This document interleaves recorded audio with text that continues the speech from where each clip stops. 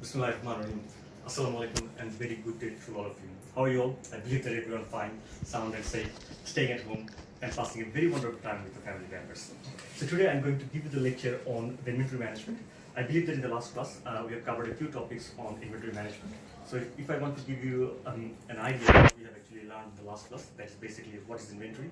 Second, what is the importance of the inventory, functions of the inventory, inventory accounting systems, and the latest technology or tools we are using to count the inventories. So today I'm going to start from the lecture slide number 7, requirements for effective inventory management. I believe that every one of you has got the lecture note already. So if you turn on the slide 7, then you will find exactly what is actually reflecting on my screen. That is requirements for effective inventory management. So there are basically 5 requirements if you want to manage your inventory effectively, starting with a system to keep track of the inventory on hand and on order.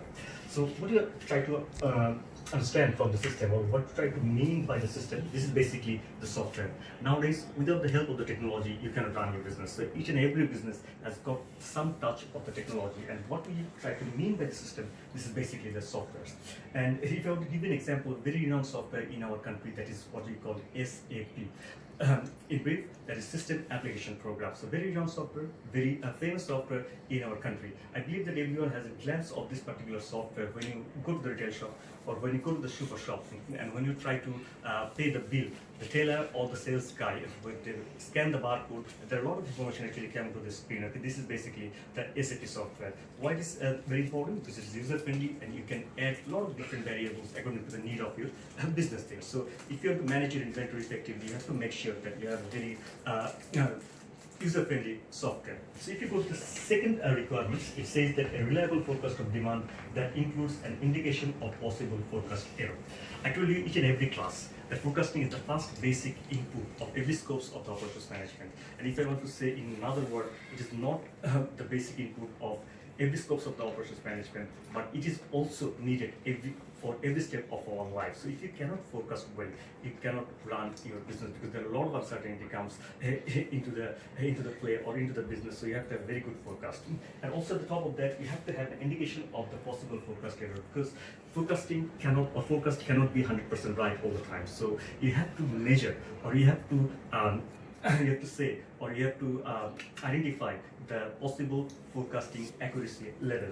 Now, the third one, knowledge of lead times and the lead time variability. So if I want to give you the definition of the lead time, this is basically the time difference between placing the order and receiving the order. So this particular lead time or this particular time is very important, because this is the commitment to our customers. So you cannot actually break the commitment to our customers. So you have to have a very good understanding about the lead times. So if you look at the second clause, it says the lead time variability. So if I want to give you the example of a current context of Bangladesh, there are a lot of uncertainty again come to play each and every day. So most of the time we cannot keep our commitment to the customers. So we have to have the understanding of the lead time variability. So the fourth requirement, reasonable estimates of inventory holding cost, ordering cost, and shortage cost. I will give you in details of the cost of the inventory later on in the class. The last one is the classification system for inventory requirements. So I'm going to start with the last one, what is basically a classification system for inventory requirements. So what is the classification means?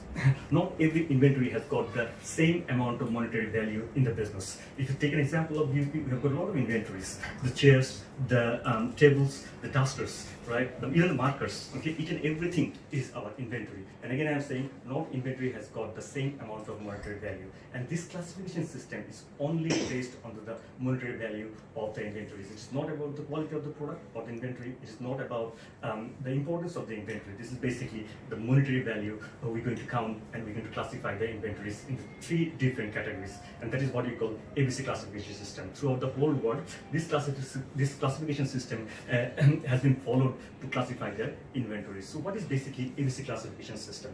So I believe that everyone heard the name of the Pareto.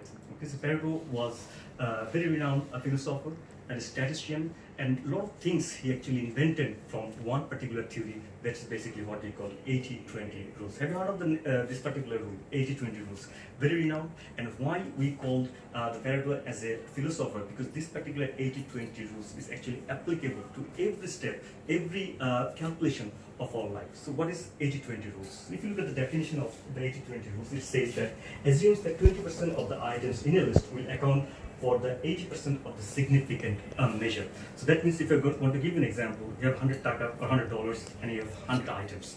So most of the time you will spend or you will require 80% of the total amount of money, or 80 taka or $80, to just buy only 20% or 20 products out of the 100 products, and rest of the 20% or $20 or 20 taka you will spend for the 80% or 80 of the products on the list. So why this is important? Because if I want to give you another example of this one, so you can definitely understand whenever you actually go to the shopping mall. Okay, say for example you are going to a supermarket and you want to buy some food for yourself. You want to have a very good feast, or you want to have like a luxury lunch or dinner. So what you'll buy first? You'll buy meat, you'll buy fish, and also in some extent you'll buy some rice as well. And then you go for the list of the ingredients you require. So if you have the calculation, if you go to the supermarkets or go for some kind of bazaar in our country, so obviously you understand that just buying these three products, meat, fish and rice, you will spend almost 80% of your total amount of money, and rest of the ingredients like the spices, the oil, onion. Obviously the onion is now a bit expensive in our country, but obviously if we take the natural scenario or the regular scenario, we'll find that rest of the ingredients you can definitely buy by the 20% of this particular product. And if you look on the other way around, so even the economy of the whole world is actually based on the 80-20 rules. Our habit also based on the 80-20 rules. So another example, so very funny examples, but I can give you this one. Not nowadays, but if I take an example of a couple of years back, everybody used to have two mobile phones, okay? One for the regular use and one for some special purpose. Say for example, you have two mobile phones, one iPhone and maybe one what I call Nokia, okay, Nokia 1100. So everyone, obviously those people who actually use the mobile phone can remember the Nokia 1100. So you have the two mobile phone, so you keep your iPhone in the right hand side pocket and the Nokia phone in the left hand side pocket, and then you jump out of the bus for some kind of ride, for half an hour ride. So most of the time your concentrations will be all the time on your right hand side pocket because your iPhone is there. And what about the Nokia 1100? Doesn't really matter. If you lost it, you just lost it.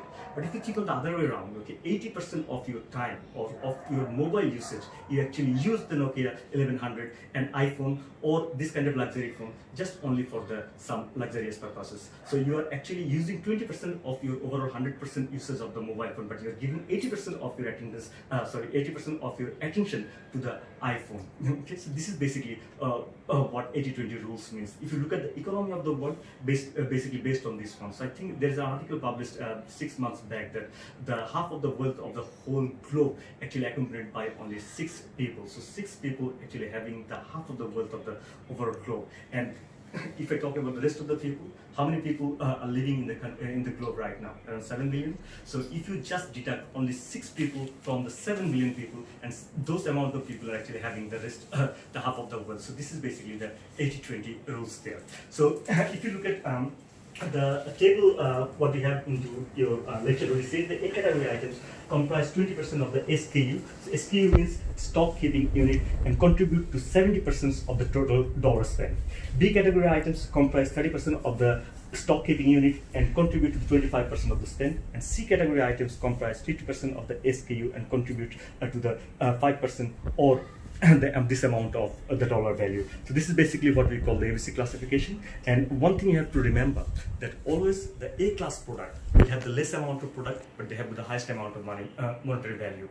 The B class product will obviously have a little bit more than the A class product and also have the average level of the monetary value or average level of money expenditure. And C class product comprises most of the products, but the amount of money value is very less in this particular instance. So this is basically what we call the ABC classification.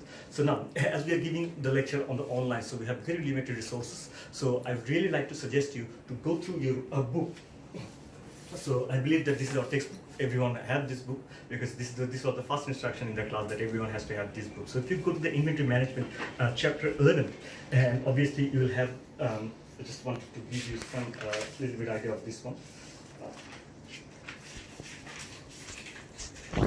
So in page number 491 in my book, you'll have an example of how we categorized the A class, B class, and C class product. So if you look at the overall annual dollar value, obviously you can find there is two products we have got which has got like 7-digit amount of dollar value, rest of the things, and then actually going down to the $18,000 at the end of the overall list. So how we actually classified? Obviously this 7-digit numbers obviously goes for the A class, and you can see a significant jump from the 7-digit numbers to the 6-digit numbers. So these 6-digit numbers up to 825,000 are categorized as the B class product, and rest of the thing is the C class product. So you can do it in the two ways. Obviously you can justify by the visual understanding or by using your common senses. So if you look at the overall data series and if you find a significant jump, so then you can actually jump from one class to another class.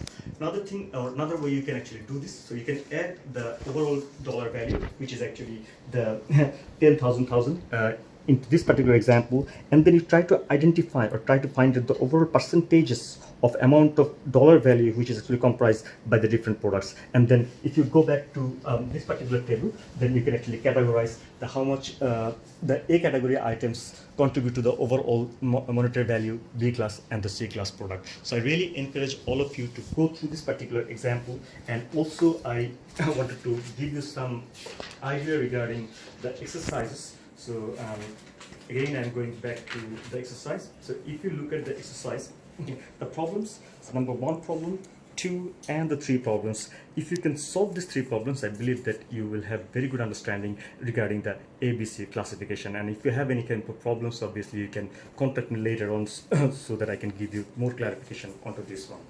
All right. In the lecture notes, we have got some examples as well. So I believe that you will have to go through these examples. So this is the graphical expression of the A class, B class and the C class product there.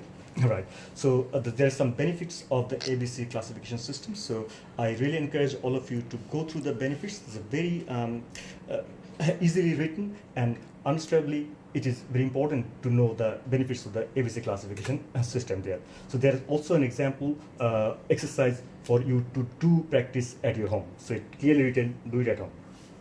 Right. Now, as I told you before, that we'll give you a very details lecture on inventory costs. There are 3 kind of costs which is actually associated with the inventories. The first one, holding or carrying cost. Second one is the ordering cost, and the third one is the shortest cost.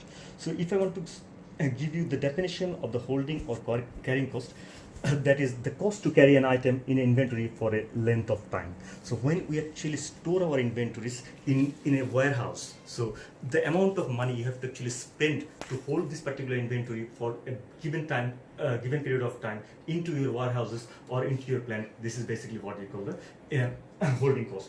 And holding cost is a variable cost. And I believe that everyone knows what the variable cost means, or the variable thing means, which is actually goes or which actually increase according to the quantity goes there. So this is variable cost, and this is basically what we call holding or carrying cost. Right. The second one is the ordering cost.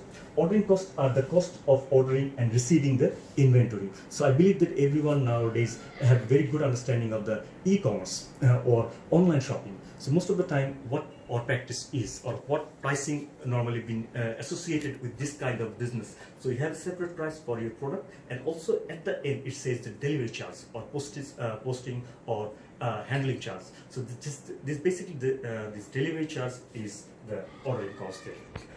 So ordering cost is a fixed cost. So that means this ordering cost doesn't change in accordance with the quantity. So these are the 2 very basic cost of the inventory. The third one is the shortest cost. The definition of the shortest cost, cost resulting when the demand exceeds the supply of the inventory. So maybe you're out of the stock. So when customer come into your shop or come asking for some inventory, but you are not providing this kind of inventories because you do not have enough stock into your store. So what normally happens? The customer will go to another shop and buy these things, buy whatever they require. So basically, this shortest cost has been calculated by not making sales, loss of customers, goodwill, etc., and etc. So if I want to give you again the summarize of the overall these three costing: holding or carrying cost. So that means to hold the inventory in your plant or in your warehouse for a specific amount of time, the amount of cost you have to pay, this is basically called the holding or carrying cost. Ordering cost, very simple, the delivery charge. The amount of delivery charge you have to actually provide, this is basically what we call the holding cost. So these are the two common costs associated with the inventory. Shortest cost, we normally do not count this into our inventory cost because this not normally happens. It happens in some occasions or if you're out of the stock. Alright, now inventory cycle, I don't want to go for this one because this is very basic graph, and obviously one thing I want to show that is lead times. So I believe that in the third requirements of the inventory that we have to have a knowledge about the lead times and the lead time variability. So if you can look at the these 2 points of the slide, it says place order and the receive order, and the difference between this place and receive order, this is basically what you call the lead time. Now, before I'm going to go for the economic order quantity, I just want to show you or want to say you some formula of the holding cost. So what is the holding cost formula? That is basically Q divided by 2 multiplied by H. The Q is the quantity and H is the holding cost per unit on an annual basis. Because we cannot actually count the holding cost daily or monthly basis, it is normally been the annual basis, and that's exactly why we're taking the average of the overall quantity and multiplied by the holding cost per unit. So as I told you, this is a very variable cost, so it's linear. So if you look at this particular graph, it says the order quantity and this is the annual cost, and the graph is actually linear and going up. So that means the amount of order increases, the total annual holding or carrying cost is actually going up. So that's why we give a statement that it says the holding costs are linearly related to the order size. So that means the amount of quantity you have into your store, that this amount of costing you have to actually pay in terms of the holding cost. So it is very linear relationship between these two. Right, and then we come to the annual ordering cost. The definition of the annual ordering cost is D divided by Q multiplied by H. D, always remember, this is the demand, annual demand. So if you are given the demand daily or monthly, fortnightly or weekly, you have to convert that particular demand into annually. So if you're given the usage or demand daily, then you have to multiply it by 365. If you're given the demand or usage weekly, so you have to multiply it by either 48 or 52. If you're given the demand on monthly basis, you have to multiply it by 12. So always remember, don't do the mistakes onto this particular perspective that you have to convert the demand into the annual basis thing. Right. This is the quantity, and S is the ordering cost. Right. Now, if you look at the graph, this is very important because it says that ordering costs are inversely and non-linearly related to the order size. So I'm saying it again, inversely and non-linearly. So that means it doesn't really mean that the amount of order quantity goes up. That means the annual cost or annual ordering cost will go high. This is inverse. So if I want to give you another example, as I told you before, that most of us now are very habituated with the online shopping. Say for example, you order one particular item and still you have to pay the amount of the delivery charge, maybe 60 taka or 100 taka. What happens if you order two of this kind of products? What would be the delivery charge? Still the same things. So that means it is inversely related. So it is not linear. So sometimes even if you order like 6 or 7 different kind of products, still you have to pay the same amount of the delivery charge. So that's why we say this inversely and non-linearly related. So again, so if I want to add these two costs, ordering cost and also the holding cost, these two together comes to the total cost. So if you look at this particular graph, the total cost, annual holding cost and annual ordering cost. So total cost Q divided by 2 multiplied by H plus D divided by Q multiplied by S. D is the annual demand, Q is the quantity, and S is the obviously the ordering cost. So if I want to, I'll show you the previous slide as well. Just give me a sec. Right. So this is our ordering cost curve, and this is our holding cost curve. So if I want to add these two together into the single plot or single graph, this is our holding cost and this is our ordering cost. And you can see at particular point this actually intersects. And if I want to show you what is the total cost, obviously the alpha shaded curve, this is what a dotted curve, this is basically what our holding cost. So now look at this particular point. This is very important. Why this is particularly important? Because if you order this amount of quantity, okay, so if you look at the total cost, it will be the minimum. If you order less than this, so the curve will shift a little bit there, again the total cost will go high. If you order more than that, it also goes high. So this is the particular point where the total inventory cost will be minimum. And this particular quantity is actually called the economic order quantity. So if you are the manager of an organization and if you want to order your inventory, so you have to make sure that you order economic order quantity, so that will minimize the total annual cost. So if I want to give you the basic understanding of this one, so total cost is equal to P divided by 2 times H plus D divided by Q times H. So our main target is to identify the value or determine the quantity, how much you have to order by this Q. So after doing some bit of calculus, obviously if you take in this class into the regular class, I will show you how to do this one, but it is clearly written in the book, so go through this particular book. So go through this particular topic on the book. So this is Q, this is the optimum quantity, and the optimum quantity formula is 2ds divided by H. So 2 basically the number, the annual demand is ordering cost, and H is the holding cost. Now the total cost curve reaches its minimum where the carrying and ordering cost are equal. So when these two costs intersect, this particular point will give you the identification of what would be your economic order quantity to minimize your total inventory cost. Right. Now, obviously, if you go through the book, and again, I want to give you some identification or some guidelines on the book.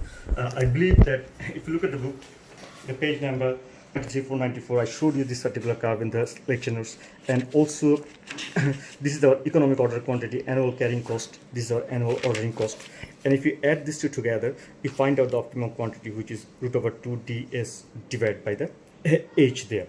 So there's the calculation through the calculus how we actually find out the value of the Q, which is root over 2ds divided by the S divided by H. So now, obviously, as I told you before, that you have in every lecture we have the theoretical part, and also at the end of the lecture we have the quantity part. So this is the end of the theoretical part of the inventory management. So obviously now we have to do some bit of calculation, some bit of mathematics. I'm not going to say this is mathematics. This is just very simple calculation, best of your understanding. So if you look at this particular slide, so this is an example of what kind of the mathematics might come into the exam, or how you're actually going to calculate this one. So if you look at this particular mathematics, so there are 4 questions here. Calculate the EOQ, that means you have to identify or find out the value of Q or the quantity of Q. How many times per year does the store reorder? So that means how many times you have to actually reorder if you order this amount of quantity.